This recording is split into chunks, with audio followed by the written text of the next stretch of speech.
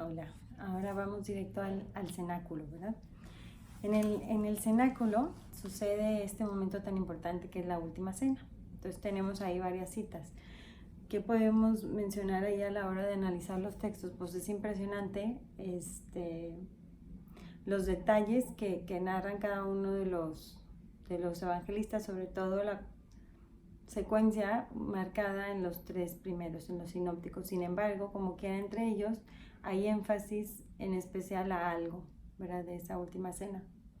Más impresionante es ver que Juan no tiene la narración de la última cena, cuando es el discípulo amado, cuando lo vemos recostado sobre el Jesús, o sea, pero vamos a ver cómo Juan va más allá, o sea, recibe ese alimento, pero ya habla de cómo ese alimento no se puede quedar solo en la experiencia de haber vivido a Jesús como un alimento, sino cómo es que ese alimento te hace ser alimento para los demás, con el lavatorio de pies, ¿verdad? Entonces, que es el único que habla del lavatorio de los pies.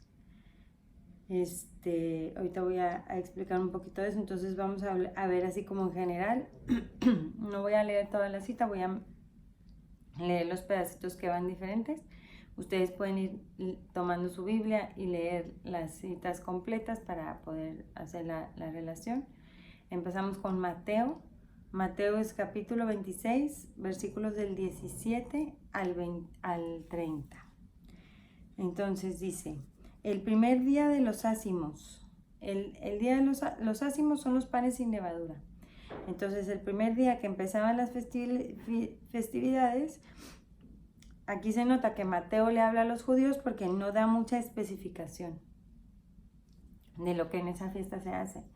Diferente como en Marcos y en Lucas, que vamos a ver que él hace énfasis en que se ofrece el Cordero Pascual.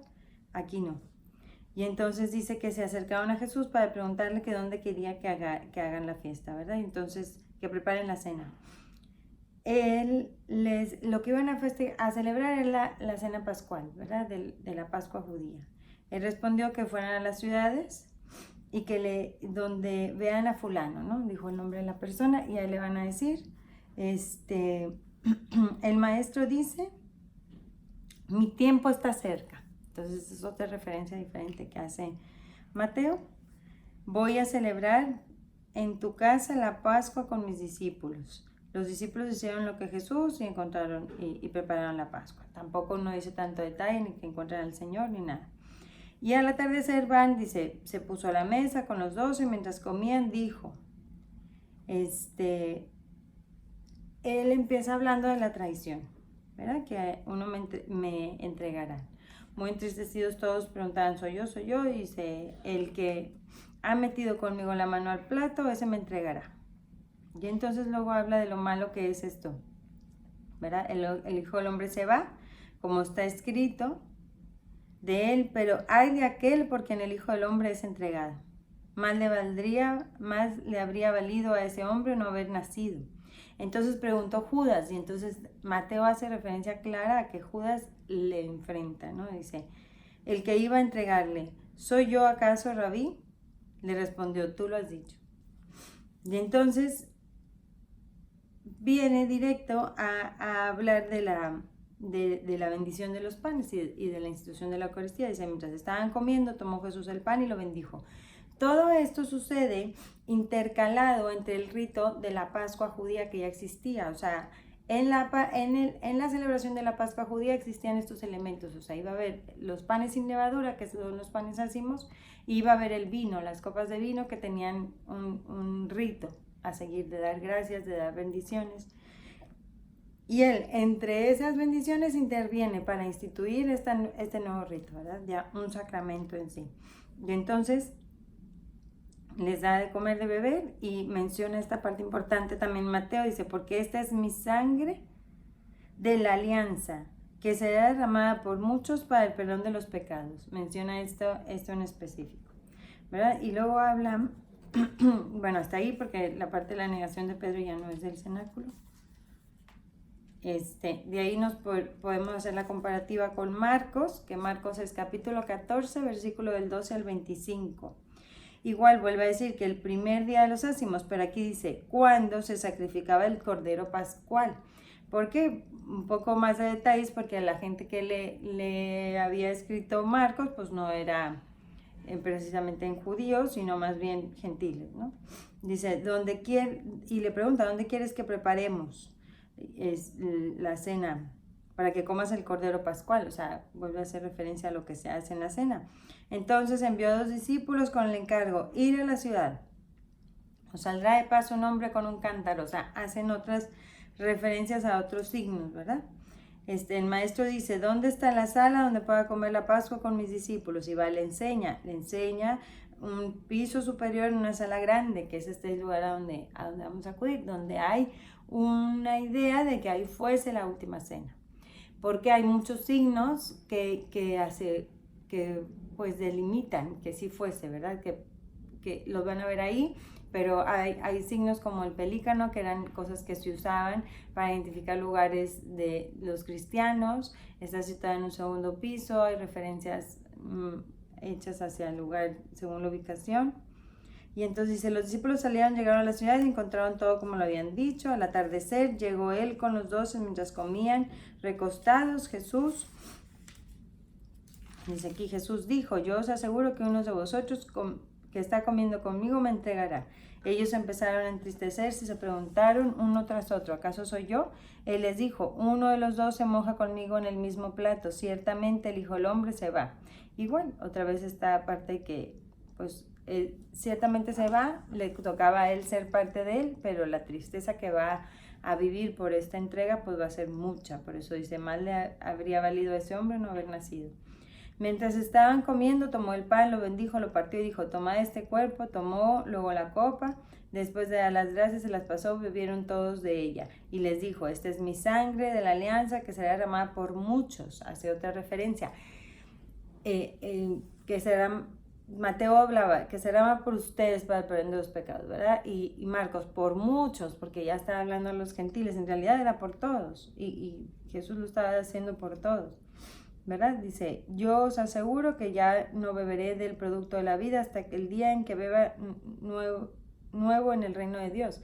No quiere decir que literal no iba a tomar vino, aunque no es que lo vuelva a tomar, o no sé si lo volvió a tomar.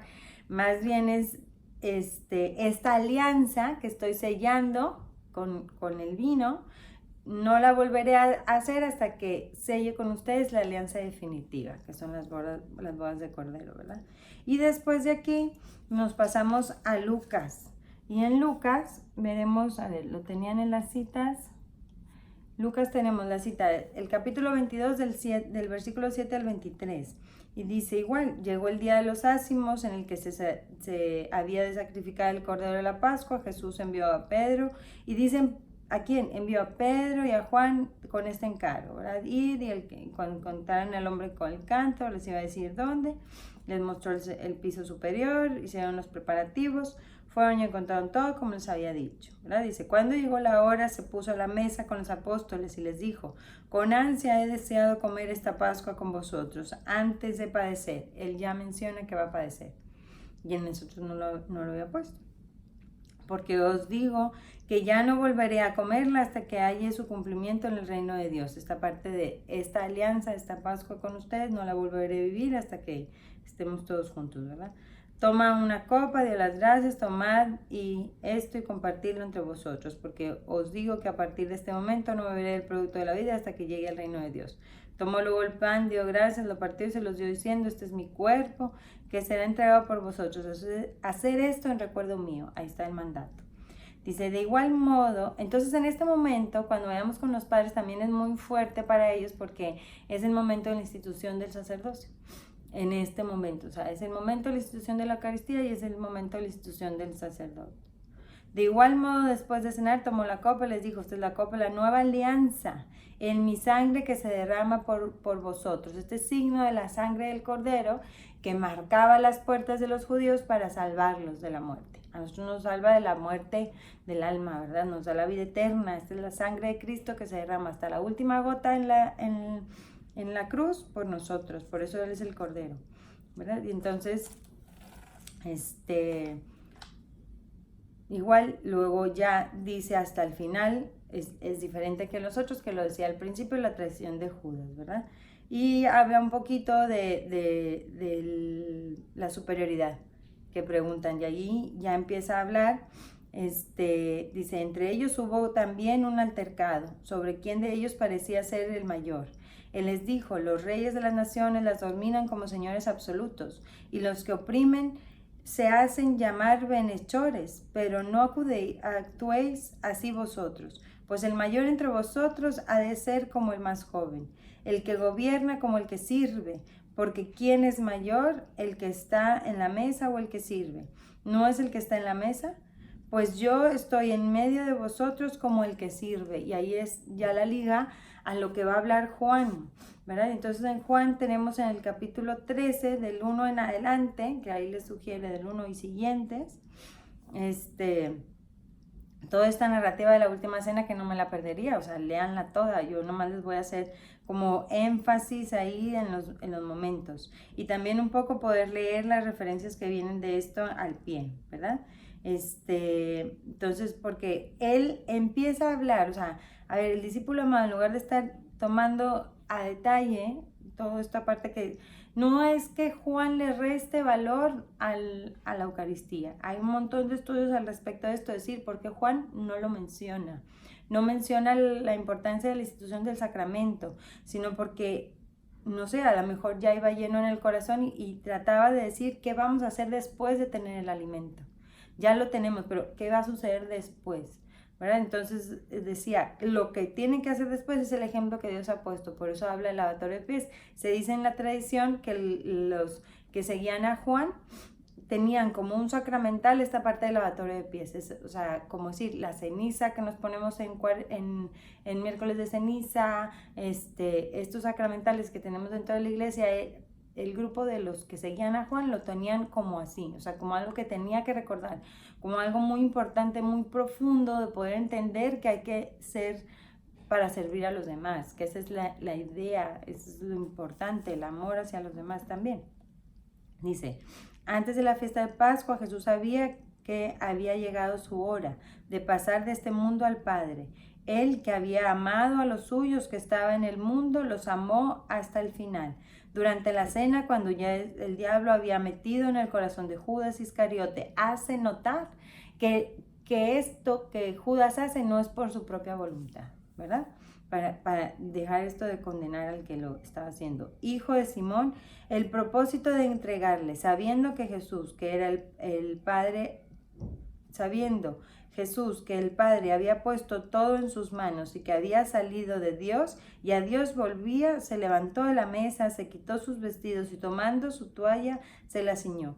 Luego echó agua en una palangana y se puso a lavar los pies de los discípulos y a secárselos con la toalla con la que estaba ceñido.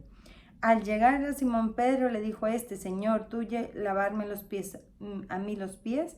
Jesús le respondió, lo que yo hago tú no lo entiendes ahora, lo comprenderás más tarde. Replicó Pedro, no me lavarás los pies jamás. Jesús le respondió, si no te los lavo, no tienes parte conmigo. Le dijo entonces Simón Pedro, Señor, no solo los pies, también las manos, la cabeza. Jesús le respondió, el que se ha bañado no necesita lavarse, está del todo limpio y vosotros estáis limpios, aunque no todos. Sabía quién le entregaría y por eso dijo que no todos estaban limpios. Después de lavarle los pies, tomó sus vestidos, volvió a la mesa y le dijo, ¿comprendéis lo que he hecho con vosotros?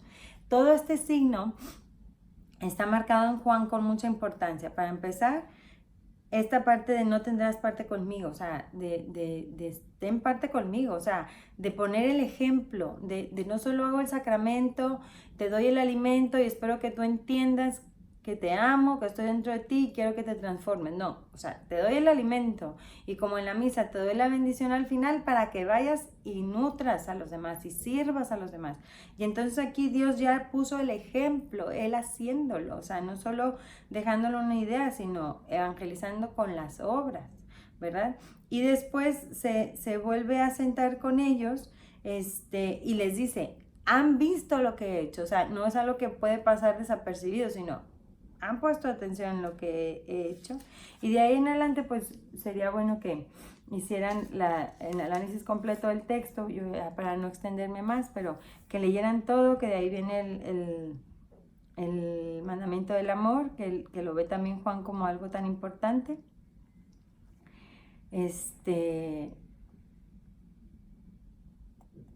Y el cumplimiento de la escritura y todo esto que menciona. Otra cosa muy importante es reflexionar, que a veces pasa por alto, es que Jesús está vivo y al mismo tiempo que está vivo está ofreciendo su cuerpo ya muerto y resucitado. Porque en la Eucaristía lo que tenemos ahí es el cuerpo de Dios ya muerto y resucitado, ¿verdad? Ya es la Pascua.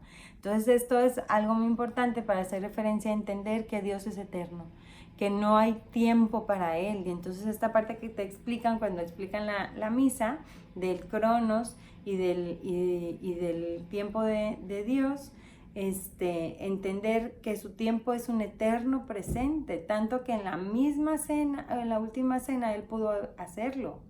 O sea, pudo estar entregando su cuerpo ya muerto, resucitado, cuando ni siquiera eso había sucedido, ¿verdad? Por eso es una anticipación, porque Él quiere hacer esta entrega de su cuerpo, no porque se lo hayan tomado, sino porque Él lo da.